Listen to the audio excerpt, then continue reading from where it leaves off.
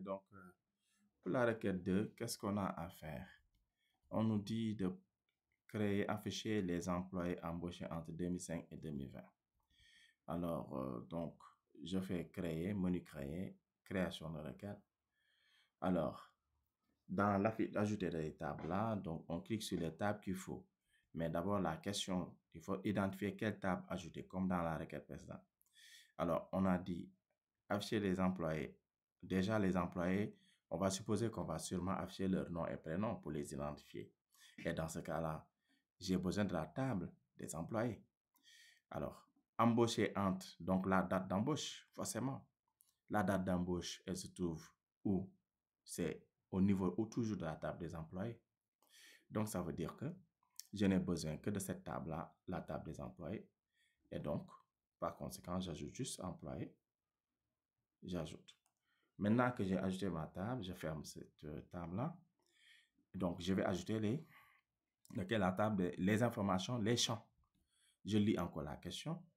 Afficher les employés, on avait compris que je vais certainement mettre le nom et prénom des employés. Donc, je prends le nom, le prénom, le nom, d'accord? Et ensuite, la date d'embauche. On avait compris ça aussi à travers la question.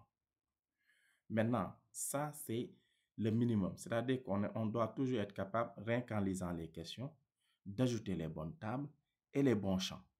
Vous avez vu, j'ai juste lu la question, comme dans la requête précédente, et ensuite, j'ai pu identifier quelles tables sont concernées et quels champs je dois mettre. Maintenant, les choses spécifiques liées, par exemple, ici à cette question, on a quelque chose de spécifique, de particulier.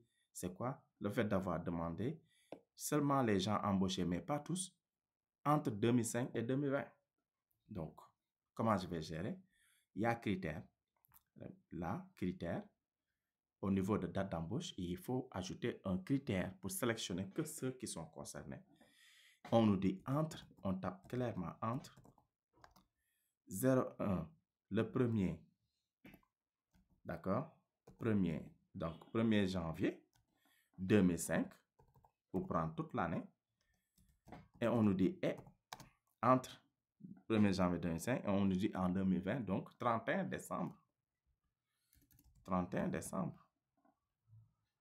D'accord? 12e mois 2020. On clique ailleurs. Voilà. Et là, on remarque qu'après avoir cliqué quelque part, que les dates sont mis entre des dièses comme ça.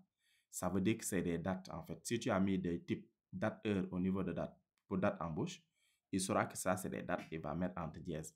Mais si tu n'avais pas mis le bon type, ok, si tu avais mis autre chose, tu n'aurais pas de dièse et là tu pourras te demander est-ce que tu as mis le bon type. D'accord? Mais voilà, ça c'est la requête. On exécute. Voilà le résultat.